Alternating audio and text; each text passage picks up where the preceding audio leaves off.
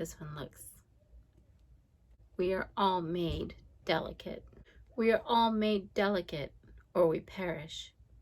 Isn't this the cloth our griefs sew? The hard things break, the soft things bend.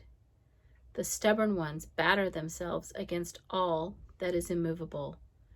The flexible adapt to what is before them.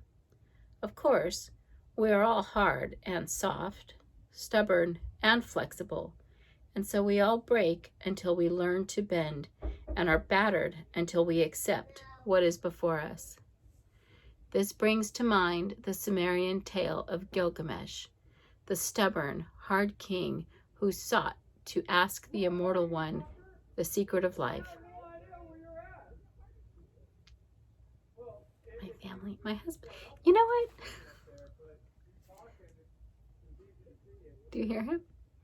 My children are loud. They come by it naturally.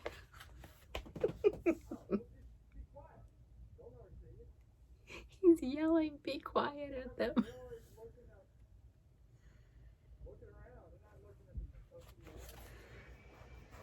Oh my God.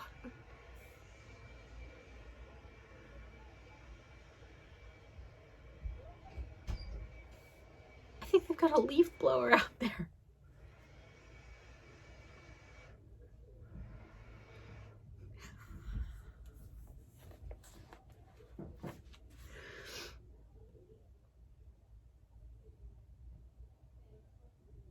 Oh my gosh, they're so loud. It's okay.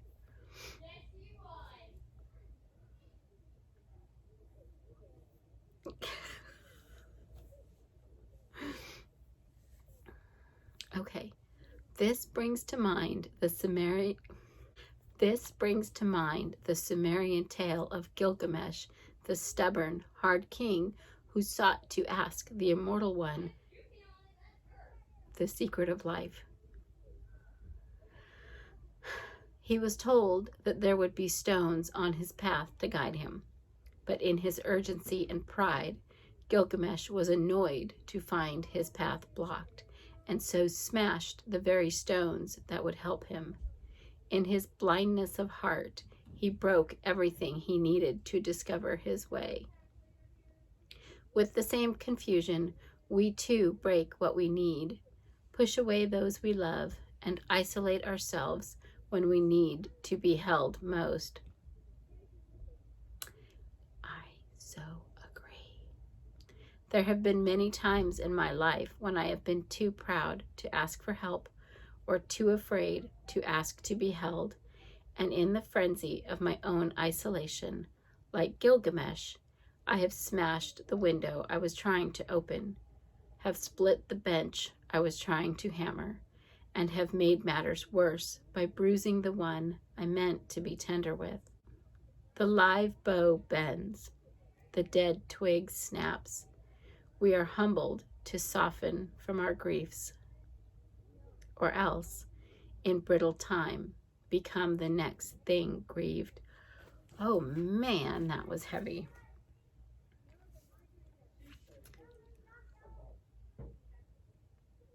So,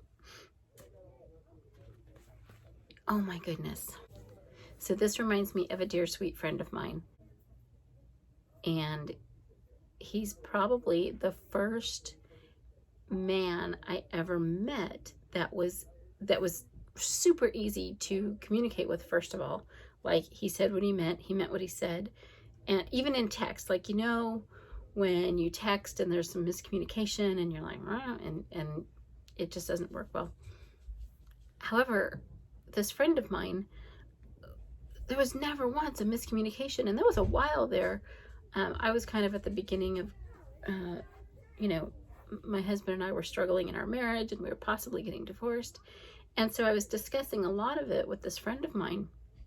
And I just expected there to be miscommunications, because there's always miscommunications, especially when you're not talking and hearing the tonality of each other's voices.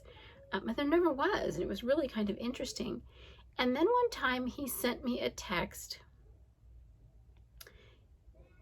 and he asked if I could come visit him And I was kind of busy and I had like a million things going on. And so I must have been being abrupt in my messaging. But he then stopped and he said, I'm feeling really needy right now. I just need someone to sit and talk with me and possibly hold my hand and talk me through this thing I'm going through. I don't remember what it was. And that blew me away, that he had the ability to put into words what he needed and express that to me. And then on top of it, to do it through text.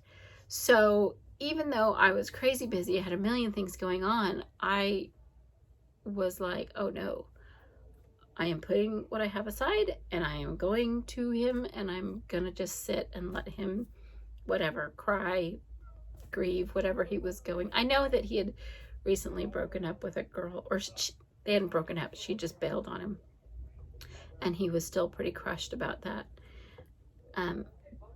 But, you know, that's it. That vulnerability and bending and being soft enough to bend, and especially with people that you love, you know, it's very important, because it's true. There will come a time that if you haven't nurtured that, it breaks, and that's kind of hard. Once something's broken, it's very often very difficult to put it back together. So, word to the wise, or a word to you hard-headed folks out there: don't let it break. Don't get yourself in a position where you can't bend enough to allow someone, that you can't be soft with someone. Oh my God, they are so loud. Mindful moment. It's kind of hard to be mindful. There's so much loudness going on outside. Meditate on a situation you are now facing in which you are being hard, stubborn, and resistant. Did you hear that?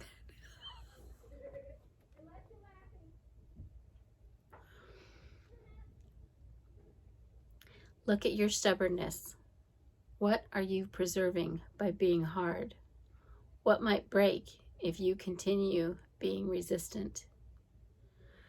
Now look beneath your stubbornness. What do you fear will happen if you bend to the situation? What might be gained by softening? Man, I am feeling this one. There is someone in my life who is very rigid and will not bend. And